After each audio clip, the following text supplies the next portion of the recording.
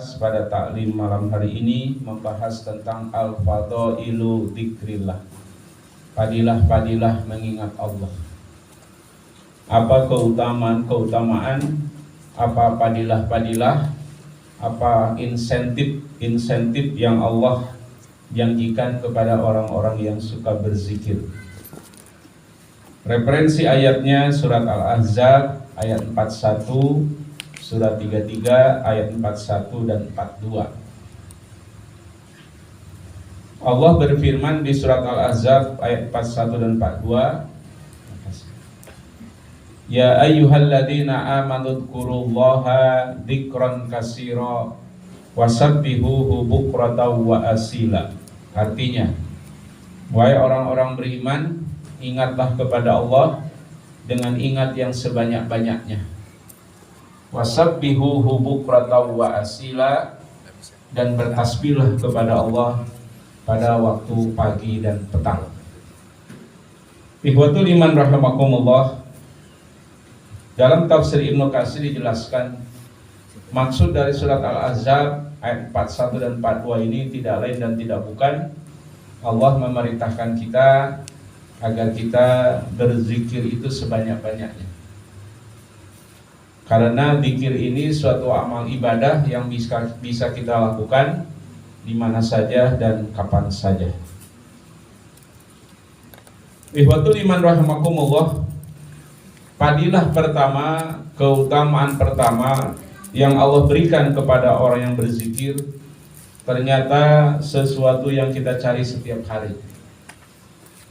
Sesuatu yang kita cari setiap hari, setiap saat itu tidak lain dan tidak bukan adalah as-sakinah was-sa'adah. Ya, artinya as-sakinah ketenangan, was-sa'adah dan kebahagiaan. Betul apa betul Bapak Ibu? Yang kita cari dalam hidup ini adalah as-sakinah was-sa'adah, ketenangan dan kebahagiaan. Nah, Allah menjelaskan agar supaya tenang, agar supaya bahagia, agar supaya jauh dari stres, agar supaya jauh dari depresi.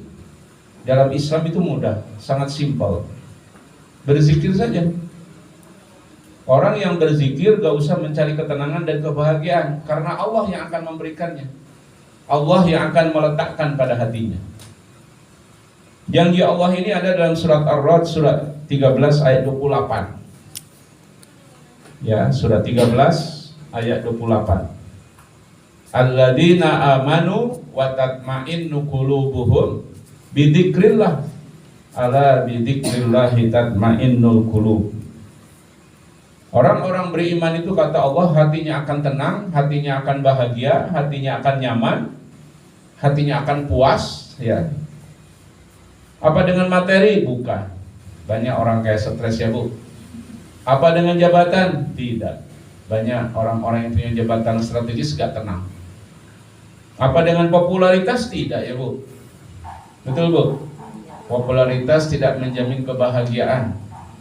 Rizky Bilar aja lagi stres Bu. Tahu aja Ustaz.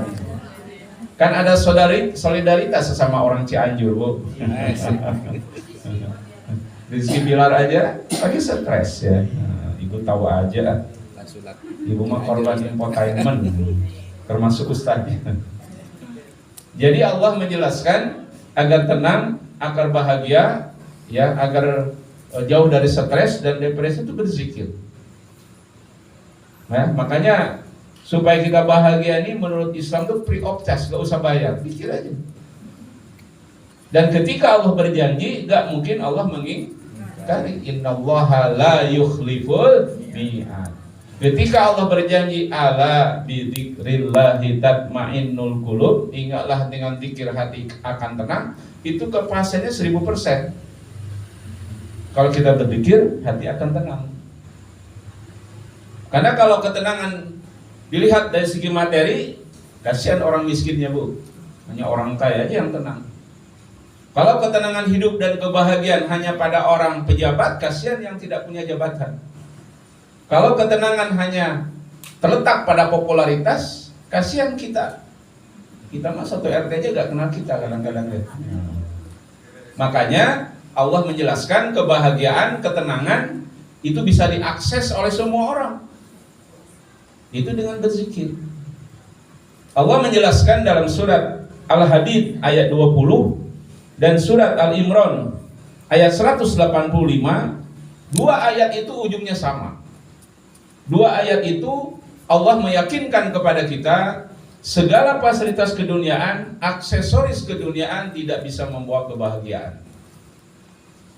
Karena ujung dari Al-Hadid ayat 20 dan Al-Imran 185 ujungnya sama.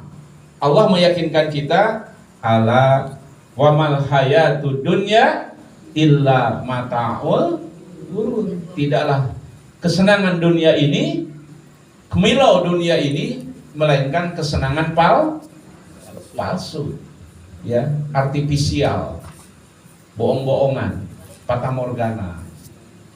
Makanya kalau orang mengejar-ngejar dunia, dia mengejar-ngejar kepalsuan, nggak akan bahagia, yang timbul stres.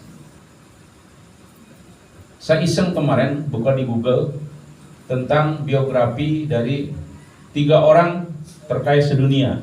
Pertama Elon Musk, kedua Jeff Bezos, ketiga Bill Gates. Ternyata 3 orang terkaya sedunia sekarang ini, 3-tiganya nggak punya pasangan, Bu, jomblo. 3-tiganya kawin cerai dan sering selingkuh. Itu bukti bahwa uang ribuan triliun tidak menjamin kebahagiaan. Maka sekali lagi Allah Maha Adil, supaya bahagia, supaya tenang, supaya jauh dari stres, apalagi depresi, mudah diaksesnya dengan berzikir. Betul Bapak Ibu? Betul tidak? Bapak Ibu pernah lihat gak ada orang ngantuk di mall-mall? Ada, Bu? Gak ada. Tapi di pengajian ada yang ngantuk gak biasanya? Ada. Nah, makanya jangan suuzon kalau ada yang ngantuk di pengajian, itu sedang berzikir. Saking tenangnya tertib. Tapi bukan di sini nun jauh. Cuma dari sana sudah pindah ke sini. Kadang-kadang yang ngantuk ustadznya, ya, jemaahnya nggak ngantuk. Nah itu ya. Jadi Allah meyakinkan kepada kita dalam surat Al-Hadid ayat 20 dan surat Al-Imran 183, Allah meyakinkan kepada kita, walaupun seseorang punya dunia dan segala isinya, kalau tidak berzikir gak akan bahagia. Ayatnya ada Bapak Ibu, bahwa kalau orang memiliki dunia dan segala isinya, kalau tidak berzikir gak akan bahagia. Itu surat 20, surat Toha ayat 124. Allah memastikan kepada kita dengan firman-Nya, wa man a'rada an dzikri fa innalahu ma'isyatan donka. Barang siapa berpaling dari peringatanku, tidak mau berzikir, padahal dia punya dunia dan segala isinya, kata Allah apa? Fa innalahu, maka bagi dia ma'isyatan donka, kehidupan yang sempit, ya, kehidupan yang stres. Orang yang jarang berzikir, konsekuensinya kata Allah dalam surat Toha ayat 124, dia akan diberikan kesulitan-kesulitan yang gak ada jalan keluarnya. Dia akan diberikan masalah-masalah yang tidak ada way out-nya. Fa innalahu ma'isyatan donka, itu ayatnya. Dan bagi dia ma'isyatan donka, kehidupan yang sempit. Sekarang dunia ini disebut, ya, peradabannya disebut the godless civilization, peradaban tidak bertuhan. Kenapa disebut the godless civilization? Karena yang dituhankan adalah materi. Apa akibatnya? 60% penduduk dunia ini sakit jiwa. Jangan-jangan kita termasuk, ya. Dari kurang lebih 7 miliar penduduk manusia, ya 3,5 miliar lebih itu sakit jiwa, stres, tidak bahagia, karena ada kekosongan rohani. Betul Ibu? Iya. Makanya datangnya kita ke pengajian seperti ini hidayah. Tidak semua orang ada motivasi untuk datang ke majelis taklim. Apa fadilah majelis taklim, Bapak dan Ibu? Kata Rasul begini, la yaqudu qaumun, tidaklah duduk suatu kaum, yadkuruna Allah, mereka mengingat Allah, kayak kita malam ini. Apa padilahnya? Illa nazzalat alaihimus sakinah, kata Rasul, melainkan akan turun kepada mereka ketenangan. Wa ghasyyathumur rahmah, mereka akan dicurahi rahmat kasih sayang Allah. Wa khafathumul malaikah, mereka akan dikelilingi malaikat. Di masjid ini banyak malaikat cuma gak kelihatan. Wa dzakarallahu fiman indah, orang yang sedang duduk di majelis taklim seperti ini akan disebut oleh Allah namanya di majelis malaikat. Dan yang kelima, kata Rasulullah, orang yang sedang duduk di majelis taklim berzikir ini akan didoakan man fis samawati wal ard, makhluk Allah yang ada di langit yaitu para malaikat, wal ardi, dan makhluk Allah yang ada di bumi. Semua makhluk Allah mendoakan kita. Yang mulai kecoa, mulai semut, mulai nyamuk itu mendoakan kita. Buaya pun mendoakan kita. Asal buayanya ada di air. Karena buaya itu kalau ke darat tidak akan mendoakan kita. Ibu tahu aja. Makanya orang Betawi itu kalau ada hitbah menikah itu suka bawa roti buaya, karena buaya itu lambang kesetiaan. Betul tak Pak? Betul. Selama dia di air, ya. Kalau naik ke darat lain lagi ceritanya. Jadi semua makhluk Allah, bahkan kata Rasul, wal hitanu fi jawfil ma', bahkan ikan yang ada di air mendoakan orang yang sedang berzikir. Ikan di lautan, ikan di danau, ikan di sungai, ikan di kolam ikan, bahkan ikan yang di akuarium kita. Siapa bapak yang punya akuarium? Ini ibu, bu, ada yang punya akuarium di rumah? Kalau ibu pulang, ikan kokinya mangap-mangap lagi doain ibu itu. Nah itu hadisnya ada, sahih. Wal hitanu fi jawfil ma', bahkan ikan yang ada di air detik ini ya sedang mendoakan kita. Alhamdulillah. Makanya sekali lagi ya, adanya motivasi pada diri kita untuk datang ke majelis taklim ini suatu nikmat yang sangat luar biasa. Kata Ibnu Taimiyah, gurunya Ibnu Qayyim al-Jauziyah, kalau orang tahu fadilah datang ke majelis taklim, dia akan datang ke majelis taklim walaupun dengan merangkak. Karena fadilahnya sangat luar biasa. Ya. Makanya kata Allah dalam surat Ar-Rum ayat 7, Allah berfirman begini, ya'lamuna dhahiram minal hayatid dunya wa hum 'anil akhirati ghafilun. Manusia itu sifat dasarnya, jadi basicnya sifat manusia itu mereka tahu hanya keduniaan. Mereka lalai kepada akhirat. Betul Bapak Ibu? Coba kalau musola ini buat pengumuman, siapa yang datang ke majelis taklim dapat uang cash 1 juta, penuh enggak? Saya aja akan bawa anak cucu saya ke sini. Tapi ketika Rasul bersabda, siapa yang datang ke majelis taklim, sahalallahu lahu thariqan ilal jannah, Allah akan mempermudah nanti jalan menuju surga. Biasanya orang yang datang ke majelis taklim itu letter L, Pak. Kalau letter L, Bu, lu lagi sudah apa raut mukanya ya. Karena manusia itu lebih nyaman, lebih suka kepada iming-iming kedun. Betul enggak, Pak? Coba mesin ini buat pengumuman, siapa yang sholat subuh berjamaah, habis sholat subuh dapat uang cash 1 juta. Saya aja sholat subuhnya di sini terus. Ya. Itulah manusia. Ya. Iming-iming yang Allah Rasul janjikan kepada orang berzikir tadi, banyak manusia kurang yakin. Yang kedua, apa fadilah yang Allah berikan pada orang berzikir? Allah akan memberikan furqan. Apa itu furqan? Pembeda antara benar dan salah. Orang yang berzikir dia punya sensitivitas membedakan mana benar dan mana salah. Orang yang tidak berzikir dia blank, dia nggak tahu mana benar mana salah. Makanya jangan heran ada PSK, ada mucikarinya, ada begal motor, ada penipu, ada koruptor, ada buzzer-buzzer yang ngaku Islam tapi menghujat syariat Islam. Itu orang-orang yang tidak berzikir, akhirnya dia tidak bisa membedakan mana benar mana salah. Bergelimang dengan dosa akhirnya. Dosa dijadikan profesi, bahkan ada orang-orang tertentu bukan dihindari dosa, dijadikan income. Nah, orang seperti itu karena jarang berzikir. Tentang zikir bisa memberikan furqan ada di surat Al-A'raf ayat 201. Surat 7 ayat 201. Kalau orang banyak berzikir, dia akan sadar ketika berbuat salah. Orang yang tidak berzikir dia nggak sadar, bahkan bangga dengan dosanya. Betul Bu? Ketika pedangdut yang kebanyakan muslimah dengan pakaian ketat, dengan membuka aurat, dengan berpakaian seksi dan ketat, ketika goyang-goyang di depan TV, dilihat puluhan juta orang, dia malu apa bangga? Bangga. Harusnya malu dia. La yadkhulnal jannah walam yajid rihaha. Wanita yang berpakaian tapi telanjang membuka aurat itu tidak masuk surga, bahkan tidak mencium bau surga. Tapi artis-artis dangdut yang mayoritas muslim itu, ya itu gak malu, bahkan bangga dengan pakaian yang maksiat. Pakaian apa? Pakaian membuka aurat. Kenapa ada orang yang punya karakter seperti itu jarang berzikir? Di surat 7201 Allah berfirman, Innal ladzina taqaw, sesungguhnya orang-orang bertakwa itu, idza massahum ta'ifum minasyaitan, apabila terkena godaan setan, lalu dia bermaksiat dengan godaan setan itu, tadzakkaru, dia berzikir. Fa idahum mubsirun, maka tiba-tiba dia sadar dia telah berbuat kesalahan. Itulah karakter orang yang bertakwa. Karakter orang yang tidak bertakwa, ketika berbuat maksiat, dia terusnya berbuat maksiat. Ya.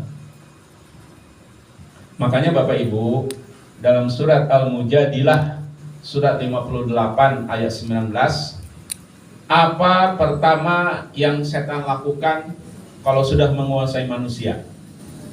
Ini Allah membuka rahasia kepada kita. Apa yang dilakukan setan kalau sudah menguasai manusia? Pertama, dilupakan berzikir. Surat 58 ayat 19 Al-Mujadilah. Istakhwada alaihimus syaitan fa'ansahum zikrullah ulaika hizbus syaitan ala inna hizbas syaitan humul khasirun. Istakhwada alaihimus syaitan, setan telah menguasai mereka manusia. Apa yang dilakukan setan yang pertama dalam menyesatkan manusia? Fa'ansahum zikrullah, membuat mereka manusia lupa berzikir kepada Allah. Ulaika hizbus syaitan, kalau orang lupa berzikir kepada Allah, lama-kelamaan dia menjadi golongan setan. Fisiknya manusia, tetapi karakternya kayak setan. Itu bisa kena pada semua orang. Ya, kalau tidak berzikir dalam jangka waktu yang lama, lama-lama orang itu menjadi hizbus syaitan, menjadi golongan setan. Itu kan ada murtadin yang sekarang ada di Amerika itu, Saifuddin Ibrahim. Saya baca kemarin di Google, siapa itu Saifuddin Ibrahim? Ternyata dia orang Bima kalau nggak salah, NTB. Dan dia itu lulusan dari Sekolah Tinggi Muhammadiyah di Solo. Dan dia pernah menjadi Ustadz Muhammadiyah di Solo. Bahkan anak-anaknya jadi Ustadz. Anaknya si murtadin Saifuddin Ibrahim itu, dia sekarang suka buat di podcastnya menghina Islam. Itu ternyata Ustadz dulu. Kenapa bisa begitu? Mungkin dalam jangka waktu lama dia tidak berzikir, akhirnya menjadi seorang murtadin. Sekarang dia nggak mau pulang ke Indonesia, karena kalau pulang karena ya undang-undang ITE, ya penghinaan. Karena dia dengan lugasnya, dengan vulgarnya menghina orang Islam, menghina ulama, menghina syariat Islam. Nah itulah tipikal orang-orang yang mungkin tidak berzikir, tergoda dengan segala fasilitas keduniaan, akhirnya murtad. Na'udzubillahi min dzalik. Ikhwatul iman rahimakumullah. Ada satu kisah tentang Imam Abu Hanifah. Imam Abu Hanifah itu kan salah satu imam mazhab. Ya, Imam Hanafi, ya Maliki, Syafi'i, Hambali. Imam Abu Hanifah itu imam yang paling senior, gurunya Imam Syafi'i. Ya. Diterangkan ada seorang pemuda, ini penghuni Furqan, yang berjalan ketika sedang musafir, dia berteduh di kebun, lalu jatuhlah buah dari kebun itu, dari pohon di kebun itu.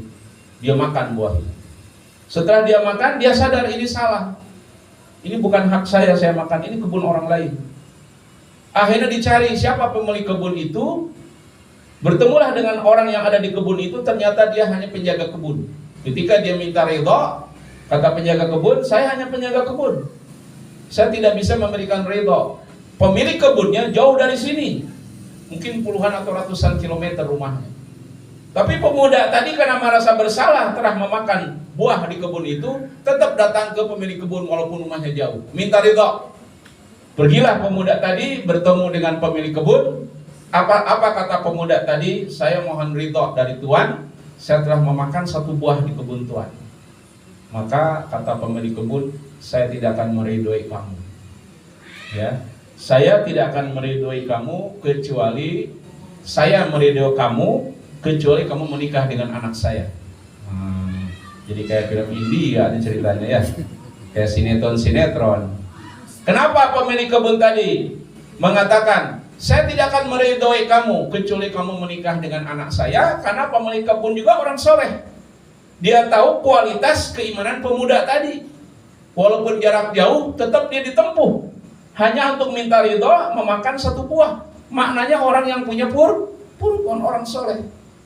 Maka menikahlah anak pemilik kebun dengan pemuda tadi, lahirlah Imam Abu Hanifah, seorang ulama besar, orang kaya dan sangat soleh, yang namanya dikenal orang sampai sekarang sebagai imam mazhab. Ternyata lahir dari ayah ibu yang soleh dan solehah. Itu purkon namanya. Saya ketika masih ngajar di KPK dulu, saya akrab dengan seorang bupati pahlawan Riau. Saya tahu dari media, saya nggak tanya dia takut tersinggung. Saya tahu dari media dia itu dapat gratifikasi pembesahan lahan sawit untuk perusahaan Malaysia, padahal lahannya bukan untuk sawit. Dia dapat gratifikasi sampai totalitasnya 1,2 triliun, Pak. Karena sudah akrab dengan saya tanya, Bapak merasa salah nggak dengan kasus ini? Nggak merasa salah, Pak Ustadz. Saya lagi sial aja, Pak Ustadz. Di luar sana banyak koruptor-koruptor yang lebih banyak dari saya korupsinya. Saya lagi sial. Itu orang sudah inkrah, Pak. 1,2 triliun korupsinya, nggak merasa salah. Jadi ada orang seperti itu. Karena nggak punya purkon. Saya pernah nanya seorang mucikari di lokalisasi namanya TB. Tahu Bapak Ibu TB? Ustadz aja tahu, tenda biru. Nah, itu dulu Malpinas, ya. Itu di belakang RSUD Bekasi di Cibitung. Saya pernah dialog dengan seorang mucikari, dengan orang masih Islam saya datangnya. Karena orang Sunda, saya tanya, ibu merasa salah nggak? Punya 3 kafe, 1 kafe 15 PSK, berarti dia menghidupi 45 PSK. Enggak, Pak Ustadz. Saya justru menolong orang. Dari kampung dia susah, suruh kerja enak di sini katanya. Itu ada orang seperti itu, Pak. Nggak merasa salah. Yang saya kaget, Pak, ternyata mucikari itu hajah. Dia pernah ke haji, coba. Dengan income dari haramnya tentunya. Tidak barokah tentunya ya. Nah, jadi supaya kita punya purkon, ya, maka kita harus banyak berzikir. Dengan berzikir kita punya purkon, kita dengan jelas nanti bisa membedakan mana benar, mana salah, mana halal dan mana haram. Ini cerita saya pribadi. Saya waktu kuliah di Malaysia, saya satu apartemen dengan seorang bartender. Saya nggak tahu dia bartender awalnya. Saya ketemu di musola apartemen. Saya ngomong-ngomong, akhirnya sharing apartemen biar murah. Saya sharing apartemen. Lama-kelamaan dia tahu profesinya. Dia profesinya bartender di Hotel Shangri-La. Tapi yang saya yang memotivasi saya menjadikan dia rumit itu, kawan sekamar itu, karena dia orang suka datang ke masjid sholat berjamaah. Lama-lama saya tahu profesinya bartender di Shangri-La Hotel. Saya buka hadis bahwa orang yang minum, orang yang mengantar, orang yang mengorder, orang yang memproduksi dosanya sama. Ketika saya kasih tahu hadisnya, langsung dia berhenti, Pak. Karena dia nggak tahu dasarnya kerja di situ. Langsung dia berhenti. Dan dengan izin Allah, minggu depannya dapat pekerjaan lebih baik. Nah, ini dia punya purkon. Dia nggak marah ketika saya tahu antum profesi ini nggak boleh dalam Islam. Karena yang dosa bukan hanya yang minum atau yang meracik aja sebagai bartender itu dosa. Langsung berhenti pada saat itu. Langsung dia apply pekerjaan lain dan hanya dia dapat pekerjaan lain. Nah, itulah kalau orang ikhlas mencari kebenaran, dia punya purkon. Pembeda mana benar, mana salah. Yang ketiga, apa padilah dari sering berzikir adalah al-ghufran, ampunan. Ayatnya surat 33 Al-Ahzab ayat 35. Jadi tadi as-sakinah, ketenangan, surat 13 ayat 28. Al-Furqan surat 7, Al-A'raf 201, Al-Ghufran yang ketiga surat 33 ayat 35. Di surat Al-Ahzab ayat 35 di ujungnya, karena panjang Al-Ahzab 35 itu, di ujungnya coba Bapak Ibu lihat, wadzakirinallaha katsiran wazakirat a'addallahu lahum maghfirah wa azran adima. Lelaki yang banyak berzikir dan wanita yang banyak berzikir, a'addallahu lahum maghfirah, Allah akan menyediakan bagi mereka ampunan dan pahala yang besar. Jadi zikir ini ibadah yang paling simpel, mudah, tetapi ternyata fadilahnya bisa menghilangkan dosa dan bisa mendapatkan pahala yang sangat besar. Saya punya jadwal kajian di Masjid At-Taqwa di Harapan Indah. Ya, nanti pun saya pagi subuh di Harapan Indah Asyuhada. Jadi jemaah saya itu ternyata seorang dokter medis. Memang dia seorang dokter, namanya Bu Dewi, kerja di perusahaan Bakri. Nah, 3 tahun yang lalu dia mengarang buku dan menjadi bestseller. Jadi bukunya itu mengenai korelasi antara zikir dengan kesehatan. Intinya dari buku itu dia menjelaskan, dia ngasih bukunya ke saya, menjelaskan bahwa ada korelasi antara zikir dengan kesehatan. Kalau orang banyak berzikir, Allah akan berjanji akan diberikan ketenangan. Nah, dengan ketenangan itu kan dia bilang secara medis itu akan meningkatkan imunitas tubuh. Jadi ada korelasi yang jelas antara kesehatan dengan berzikir. Ya, makanya di surat Jum'ah surat 62 ayat 10 Allah menjelaskan apa? Wadkurullaha katsiran la'allakum tuflihun. Ingatlah Allah sebanyak-banyaknya agar kalian beruntung. Nah, di antara keberuntungan yang Allah berikan kepada orang berzikir itu kesehatan. Ya. Imunitas tubuhnya menjadi kuat. Makanya kenapa Rasul dan sahabat jarang sakit? Sebabnya mereka banyak berzikir. Rasulullah aja sakitnya 2 kali saja dalam hidupnya. Setelah perang Uhud karena luka-luka dan menjelang meninggal. Sahabat pun kebanyakan begitu, jarang sakit. Kenapa jarang sakit? Karena berzikir itu ada korelasi dengan kesehatan. Jadi kan ceritanya begini Bapak Ibu. Ketika Rasulullah menulis surat kepada Heraklius, raja Romawi Timur di Konstantinopel dengan kerajaan Bizantium, yang mana Konstantinopel itu sudah dikuasai umat Islam 1453 oleh Muhammad Al-Fatih, ya, dari Osmania, Khalifah Osmania menguasai Konstantinopel. Dulu itu ibu kota Romawi Timur. Jadi Romawi itu ada 2 bapak-bapak dan ibu. Perlu saya jelaskan. Romawi Barat yang ibu kota di Roma itu sudah hancur 496. Jadi sebelum Rasulullah berdakwah lahir itu sudah hancur, diserang oleh orang-orang barbar, sehingga Roma itu sudah hancur. Tidak ada Romawi Barat. Ketika Rasul lahir sekitar abad ke-6 atau abad ke-5 itu 571 Masehi Rasul kan, itu yang ada hanya Romawi Timur, ibu kotanya di Konstantinopel.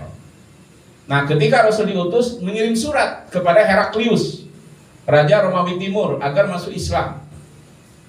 Dan ketika Rasul mengirim surat, Sokranus itu penasehat keagamaannya Heraklius itu masuk Islam. Bahkan Heraklius sendiri mau masuk Islam, tapi diprotes oleh menteri-menterinya. Wahai Baginda, bagaimana jadinya kekaisaran kita kalau Baginda masuk Islam? Akhirnya Heraklius gak jadi masuk Islam, tetapi menghormati Rasulullah. Dia yakin ini nabi terakhir, tapi tidak beriman dia karena kesombongannya. Akhirnya sebagai tanda terima kasih, Heraklius mengirim beberapa dokter baksos di Madinah. Tapi selama dokter Romawi baksos di Madinah, itu jarang ada job, jarang ada pekerjaan, manyun aja mungkin ya. Karena Rasul sahabat itu pada sehat. Maka nanyalah dokter Romawi kepada para sahabat, kenapa kamu jarang sakit? Kata para sahabat, saya banyak berzikir. Dan juga saya ini makannya itu dalam perut saya itu 1/3 makanan, 1/3 minuman, 1/3 napas. Jadi kan menyehatkan. Ini jadi iklan Mayora akhirnya. Hadis ini jadi iklan produk makanan, padahal hadis. Dan kayaknya kita telah melaksanakan sunnah ini ya. Betul ibu-ibu? Kayaknya ibu-ibu sudah melakukan sunnah ini. Dalam perut kita 1/3 makanan, 1/3 minuman, 1/3 nambah. Ada banyak yang subur-subur termasuk yang ngomong ya. Mungkin melaksanakan sunnah ini ya. Rasulullah makannya dikit, kita dikit-dikit makan, ikut sunnah. Rasulullah jarang tidur, kita dikit-dikit tidur. Bahkan di pengajian pun bisa tidur ya. Ustaz boleh curhat gak Pak? Bu, saya itu justru merasa puas kalau ceramah banyak yang tidur. Berarti saya berhasil memberikan ketenangan. Ya. Ini kayaknya belum ada yang tidur, berarti saya belum berhasil. Ayah wak. Ya. Jadi itu ya Bapak Ibu. Fadilah ketiga, kalau kita banyak berzikir maka dosa-dosa kita berguguran. Al-insan mahalul khata' wan nisyan. Manusia itu tempatnya lupa dan salah. Salah satu cara kita menghilangkan kesalahan kita di samping tobat dan istighfar juga banyak berzikir. Dengan kita banyak berzikir maka dosa-dosa kita berguguran. Makanya coba kita berpikir positif. Umpamanya kita lagi bawa kendaraan, bawa mobil deh. Saya beberapa hari yang lalu kena stuck itu di TBC Matupang ya karena hujan. Ya biasanya kan orang tuh kalau macet seperti itu kan bukan jam stuck dia nggak bisa gerak gitu ya. Itu biasanya kan orang ngamsen yang ada di Ragunan Bu ya. Ketika macet gogok monyet atu-atu disebut gitu ya. Coba kalau kita berpikir positif. Jadi kita macet kendaraan kita nggak bisa bergerak. Wah ini mungkin Allah memberikan waktu kepada saya untuk berzikirlah kita. Ya kita tenang, dosa kita diampuni, ya bahwa kendaraan kita juga nyaman. Jadi orang Islam tuh harus selalu berpikir positif.